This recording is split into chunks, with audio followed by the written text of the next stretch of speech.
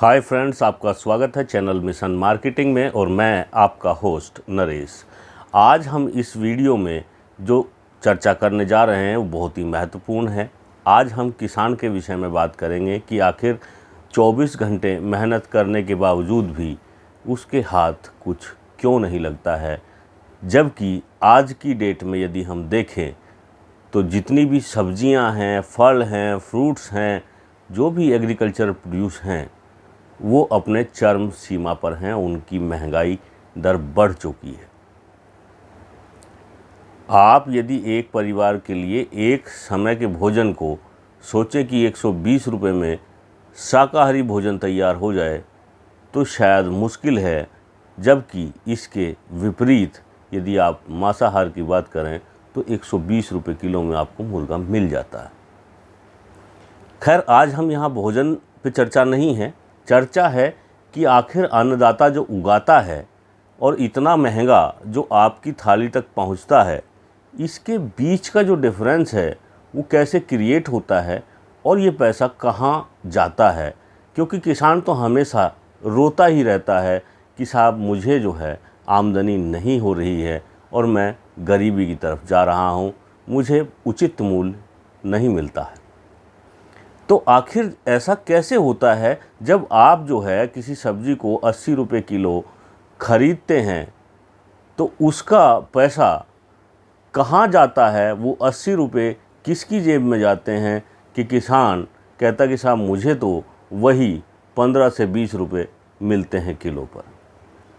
तो आखिर इतना बड़ा डिफरेंस कैसे हो सकता है और वो क्यों होता है? कौन इसके लिए ज़िम्मेदार है? और कैसे जो है मंडी में जो व्यापारी होते हैं कैसे तमाशा बनाते हैं और कैसे मासाखोर को वो तमाशाखोर बना देते हैं, इस पे पूरा हम चर्चा करेंगे। जो लोग किसान हैं या किसान के दर्द को जानना चाहते हैं या इस महंगाई की जड़ तक जाना चाहते हैं, वही इस वीडियो को पूरा देखें, अन्यथा आप इसको छोड़ करके जा सकते हैं।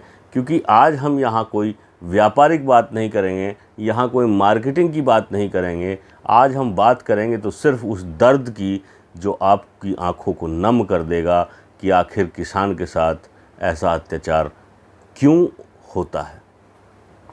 जो लोग चैनल पर नए हैं उनसे मेरी रिक्वेस्ट है कि चैनल को सब्सक्राइब कर लें, घंटे के निशान को दबा करके आप नोटिफिकेशन बेल ऑन कर लें ताकि आपको इस तरीके की और भी वीडियोज़ मिल सकें।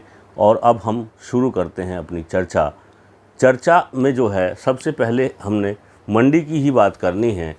मंडी की बात इसलिए करनी है कि कोई भी प्रोड्यूस मंडी में आकर ही बिकता है।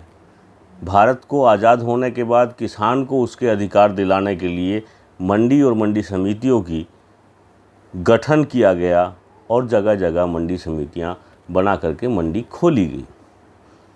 क्योंकि पहले किसान जो है वो फसल उगा तो लेता था, लेकिन उसके पास बेचने का कोई साधन नहीं होता था कि वो अपने माल को ले जा कर के कहाँ बेचे, और माल भी ऐसा जिसको वो स्टोर नहीं कर सकता, कई बार उसको फेंकना पड़ता था और उस तक जो है वो सही बायर पहुंच नहीं पाता था। तो सरकार ने उसको सपोर्ट करने के लिए मंडी समितियों का गठन किया, एक स्पेस को अलॉट कर दिया कि भाई यहाँ पर किसान अपना माल लेकर के आएगा और जिस व्यापारी को जो भी माल परचेज करना है वो यहाँ से माल परचेज कर सकता है। अब हुआ ये कि जब मंडी और मंडी समितियाँ बन गई, व्यापारी को वहाँ दुकानें अलॉट हो गई, किसान माल लेकर के आने लगा और माल बिकने लगा, तो एक व्यवस्था बन गई और किसान का और व्यापारी दोनों के बीच में एक सामंजस्य बैठ गया कि भाई यहाँ आने से काम अच्छा और आसान हो जाता है और दाम भी जो है फटाफट मिल जाता है। अब दाम तो मिल रहा है, लेकिन दाम को कैसे जो है वो कम और ज़्यादा होता है, इस पे एक रिसर्च है।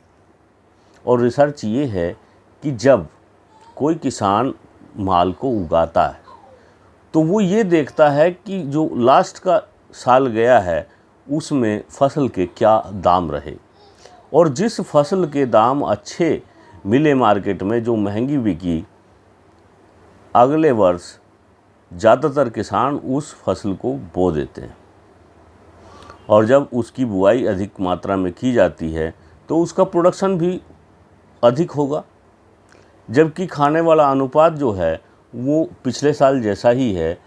अब ऐसा तो नहीं है कि आपने एक बार भोजन किया तो आप सस्ती सब्जी हो गई तो 3 बार करेंगे, आपको भोजन तो उतना ही लेना है। यानी कि कंजम्पशन जो है वो नहीं बढ़ा और प्रोडक्शन बढ़ गया। इससे सब्जी की जो है उपलब्धता मार्केट में अधिक हो जाती है और प्राइस डाउन हो जाता है। ये एक नेचुरल प्रोसेस है जो होती ही है। अब इसके बाद जो है हम समझेंगे कि मंडी की जो है क्या स्ट्रक्चर है और कैसे काम करती है। मंडी में सबसे पहले आड़तिया होता है और आड़तिया के पास किसान डायरेक्ट अपना सामान लेकर के आ जाता है। अब उस आड़तिया को जो है व्यवस्था करनी होती है कि वो उस माल को फटाफट बेच दे। माल बेचने के लिए जो है 2 तरीके इस्तेमाल होते हैं कि एक माल वो होता है कि सीधा जो है प्रोसेसिंग यूनिट्स को माल भेज दिया जाता है मंडी से उनके प्री ऑर्डर पर। प्री ऑर्डर्स होते हैं या फिर उनके जो रिप्रेजेंटेटिव होते हैं वो मंडी में अवेलेबल होते हैं। जैसे ही माल आता है वो जितना माल उनको रिक्वायरमेंट होती है उतना माल वो ख़रीद लेते हैं और ख़रीद करके सीधा अपने प्लांट में भेज देते हैं। जो माल बच जाता है उसके लिए जो दूसरे नंबर की प्रक्रिया है, इसमें छोटे वर्ग के जो व्यापारी हैं जो रिटेल करने के लिए आपसे सामान लेते हैं वो आ जाते हैं। और इसी के बीच में एक प्राणी है जिसका नाम होता है मासाखोर। आपने बहुत सुना होगा मंडी में, आप जब जाते हैं कि ये मासाखोर है, मासाखोर है। ऐसा कुछ भी नहीं है कि उसके कोई अलग से सींग निकले हुए हैं। हाँ, बस कहावत बना दी गई है कि भाई ये मासाखोर है और उस मासाखोर का तमाशा जो बनाया गया है वो मंडी समिति और आड़तियों ने मिल करके बनाया हुआ है। होता क्या है कि जो मासाखोर जिसको बोला जाता है वो एक ऐसा व्यापारिक वर्ग है जो थोड़ा सा कम पढ़ा लिखा है लेकिन इस बिजनेस में इन्वॉल्व होता है। वो क्या करता है कि उसके पास बहुत ज़्यादा कैपिटल नहीं होती है और डेली की इनकम उसकी जो भी होनी है वो सेल परचेज वहीं से होनी है और वहीं से उसको जो है खाना खर्चा मिलना होता है। तो वो क्या करता है कि जिस आड़तिये के पास बिकने के लिए पूरी गाड़ी आई है, जैसे ही उसमें से जो है गाड़ी से माल उतरता है तो वो अच्छा माल देख करके जो उसको पसंद आता है उसमें से 8-10 बोरे 15 बोरे अपनी कैपेसिटी के हिसाब से वो ले लेता है और ले करके मंडी में ही बैठ करके नीचे ज़मीन पर वो उन बोरों को 5 किलो 10 किलो 15 किलो के हिसाब से बोरे खोल के रिटेल कर देता है। यानी कि उन कस्टमर्स को जो स्ट्रीट वेंडर्स होते हैं जिनकी कैपेसिटी नहीं है पूरा बैग परचेज करने की। सपोज कीजिए कि कोई बैग 50 किलो का है और स्ट्रीट वेंडर की कैपेसिटी है रोज़ का 20 किलो माल बेचने की, तो उसको आड़तिया से तो 50 किलो का बैग ही मिलेगा। तो वो इस स्थिति में क्या करता है कि जो वो मिडिल मैन होता है, जो मासाखोर जिसको बोला जाता है, उससे माल परचेज कर लेता है और वहाँ उसको जो है फुटकर में माल मिल जाता है। 10 किलो 20 किलो 15 किलो जैसा उसकी कैपेसिटी है उस हिसाब से उसको माल मिल जाता है और रेट में भी बहुत ज़्यादा कोई मार्जिन नहीं आता है। तो यहाँ जो है एक अहम रोल हुआ कि जो स्ट्रीट वेंडर है उनकी जो परचेज होती है वो होती है मासाखोर से। अब तमाशे की बात यहाँ शुरू होती है। मासाखोर का कोई रजिस्ट्रेशन नहीं होता है, मासाखोर के जो है कोई दुकान अलॉट नहीं होती है। मासाखोर डेली आता है, कैश में पैसा देता है, माल ख़रीदता है और 2-3 घंटे में वो माल उसको बेच करके वापस जाना होता है। अब यहाँ होता ये है कि मासाखोर को ना आड़तिया पसंद करता है, ना मंडी समिति पसंद करती है और ना ही जो है वो किसान के किसी मतलब का है। किसान के मतलब का तो इसलिए नहीं है क्योंकि उसके पास रजिस्ट्रेशन नहीं है, उसके पास इतनी कैपेसिटी नहीं है कि वो गाड़ी का पूरा पेमेंट दे सके। आड़तिया उसको इसलिए पसंद नहीं करता है क्योंकि वो वहीं से माल लेता है और वहीं उसी मंडी में जो है वो फुटकर में बेच देता है। तो जो अधिक मार्जिन उसको लेना था आड़तिया को, वो मार्जिन बीच में से उसको कट कर लेता है। यानी कि जिसको कम कैपेसिटी का माल चाहिए वो पहले उससे लेगा और आड़तिया की दुकान पे बाद में जाएगा। आड़तिया उसकी मजबूरी का फ़ायदा उठाता है। यदि मासाखोर नहीं हो तो वो 50 किलो का ही बैग उसको देगा, भले ही उसके किसी काम का हो या ना हो, और उससे पैसे भी अच्छे खासे वसूल लेगा। अब बात आती है मंडी समिति की। समिति वाले क्या करते हैं कि रात में 1 बजे जब किसान का माल आता है, वो किसी पे कोई प्रतिबंध नहीं है, कोई भी मासाखोर कितना भी माल खरीद ले और बेचे। मासाखोर की एंट्री जो है वो मंडी में आराम से होती है, कोई किसी को कोई प्रतिबंध नहीं होता। मंडी में मासाखोर आया, उसने माल खरीदा, खरीद के लेकर के ज़मीन पे लगाया। जैसे ही लगा करके वो तैयार होता है 3 बजे 3:30 बजे तक, जब तक स्ट्रीट वेंडर आते हैं, तो तमाशाखोर बनाने के लिए उसको जो है डमरू बजाते हुए कमेटी वाले आ जाते हैं और बोलते हैं कि इसका सामान उठाइए, गाड़ी में लोड कर लीजिए और ले जा करके डंप कर दीजिए। ये जो है नीचे लगाना अनऑथराइज है, कोरोना चल रहा है, कोरोना का संक्रमण हो जाएगा, ये हो जाएगा और वो हो जाएगा। उसका सामान उठा लिया जाता है, उसको वहाँ वो दुकान लगाने नहीं दी जाती है, क्योंकि उसके पास तो लाइसेंस ही नहीं है, वो किसी को कंप्लेंट भी नहीं कर सकता है। अब वो व्यापारी जो है 20, 30, 25 हज़ार रुपये की सब्ज़ी खरीद चुका है, फल खरीद चुका है, अनाज खरीद चुका है, जो भी उसे बेचना है, और बेचना भी जो है वो 3-4 घंटे में ही है, क्योंकि उसकी कैपेसिटी नहीं है किसी स्टोरेज में ले जाने की। और यदि वो उसको ले जाकर के स्टोरेज करता भी है तो इतनी क्वांटिटी से उसका कुछ होना जाना नहीं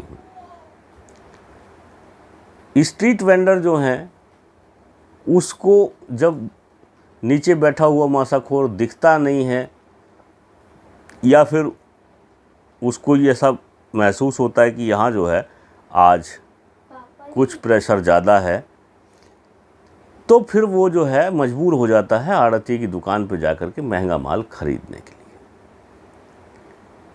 अब जब ये सारी प्रक्रिया होती है, उस समय तक किसान का माल बिक चुका होता है, और ये सारी प्रक्रिया होती है सुबह के 3 बजे 4 बजे के बाद, क्योंकि उस समय ही जर्नल स्ट्रीट वेंडर परचेज करने के लिए आता है।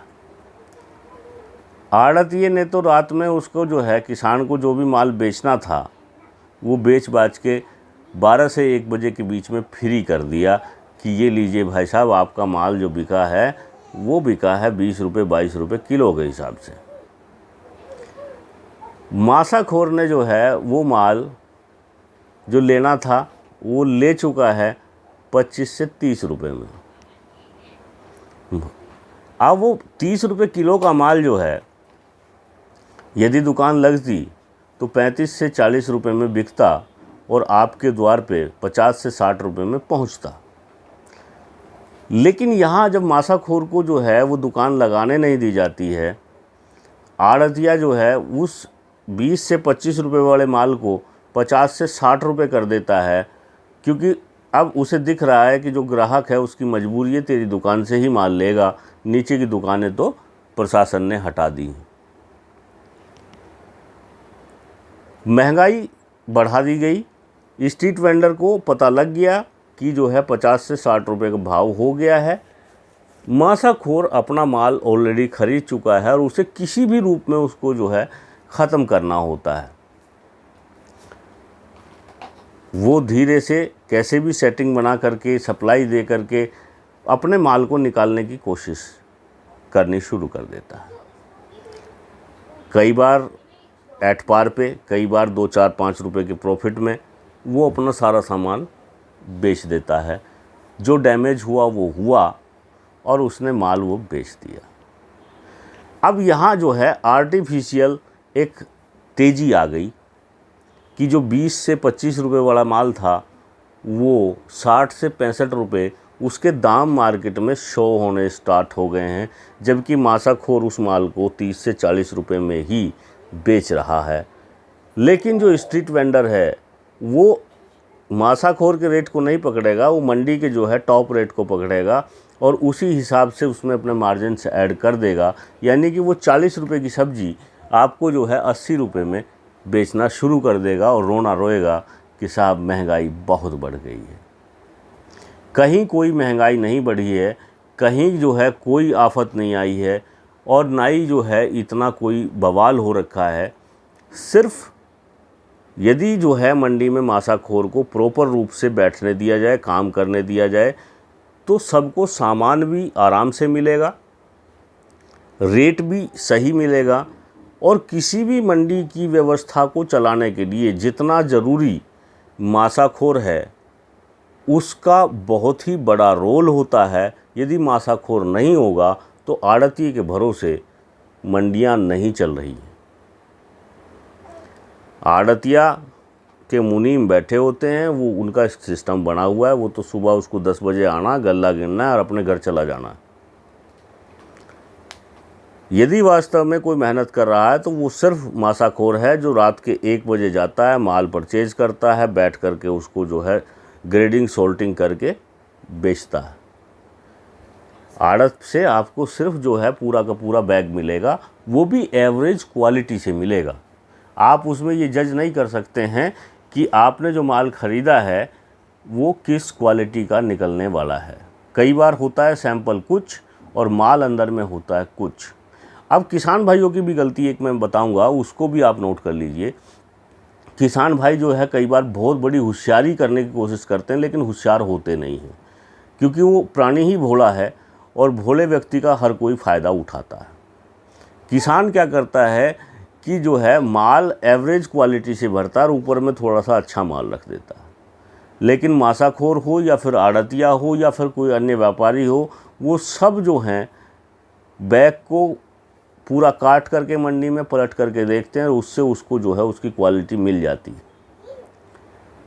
और वहाँ जैसे ही उसमें थोड़ा सा उसको हल्का माल मिला तो वो जितना अच्छा माल भी है उसके भी प्राइस उसके अकॉर्डिंग ही लगाता है।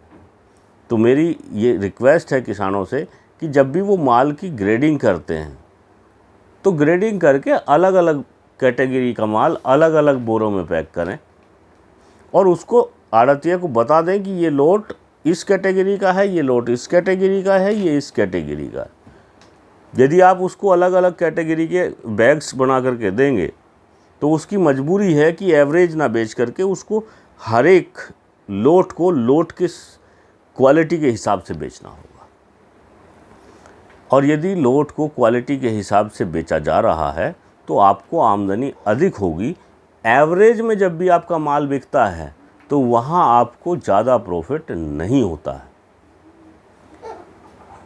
तो हमेशा आप ध्यान रखें, अच्छी क्वालिटी का माल रखें और जो आपका ट्रेडिशनल सिस्टम है, जो फसलें आप उगाते हैं, जितनी मात्रा में आप उगा रहे हैं, आप उसको पिछले साल के कंपेयर ना करें मार्केट प्राइस से, क्योंकि जब भी आप कंपेयर करके और एक दूसरे को देख करके किसी फसल की सोइंग अधिक मात्रा में करते हैं, उसी साल जो है उस फसल के भाव गिर जाते हैं, क्योंकि प्रोडक्शन अधिक हो जाता है और कंजप्शन उतना होता नहीं है। आप रेगुलर वे में उतनी ही चीज़ें जो आपकी हैं उसी हिसाब से आप बना करके फसल चक्र को चलें और धैर्य रखें, क्वालिटी बनाएं, ग्रेडिंग करें और कोशिश करें कि आपका फ्रेश माल मंडी लाने से पहले बिक जाए। अगर आपके पास अच्छे रेट्स, मंडी के रेट्स आपको वहाँ मिल रहे हैं तो आप उसी रेट्स में वहाँ अपने माल को सेल कर दीजिए, क्योंकि जब आप मंडी आते हैं तो बहुत सारे आपके खर्चे, बहुत सारे एक्सपेंसेस लगते हैं। और दूसरा ये भी है कि मंडी में एक बार आप माल लेकर के आ गए तो मंडी का कानून ये है, मंडी में आड़तियों की एसोसिएशन का रूल ये है कि आप मंडी से जो है बिना बेचे माल को वापस नहीं जा सकते हैं। आपको किसी भी भाव में वो माल यदि आप मंडी ले आए हैं तो बेच करके ही जाना होगा।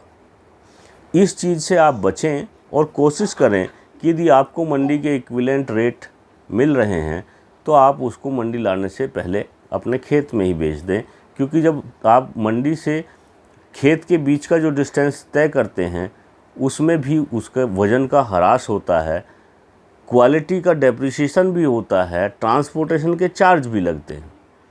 जब आपके खेत से ही फसल बिकेगी तो वहाँ एकदम वो फ्रेश होगी और उसका वज़न भी जो है वो थोड़ा सा अधिक बैठेगा, क्योंकि वो ताज़ी ताज़ी जो है फ्रेश ही आपने हार्वेस्ट की हुई है। तो ये राज था कि कैसे जो है 20 रुपये की कोई वस्तु मंडी में जब आती है और वो आपकी थाली तक जब पहुंचती है तो 80 रुपये की कैसे होती है। ये वो असली दर्द है जो किसान को हमेशा झेलना पड़ता है। किसान के पास जो है पैसा उतना ही जाता है जितने उसको जो है मंडी से मिलते हैं। उसके बाद जो प्रक्रियाएं होती हैं वो पैसा जो है या तो मासाखोर खाते हैं या फिर आड़तिया उसको खाते हैं या फिर जो मिडिलमैन व्यापारी हैं वो उसको चट कर जाते हैं। स्ट्रीट वेंडर जो है वो मेहनत करता है, घूम घूम के बेचता है, वो ज़रूर जो है हर चीज़ में पैसे डबल कर लेता है।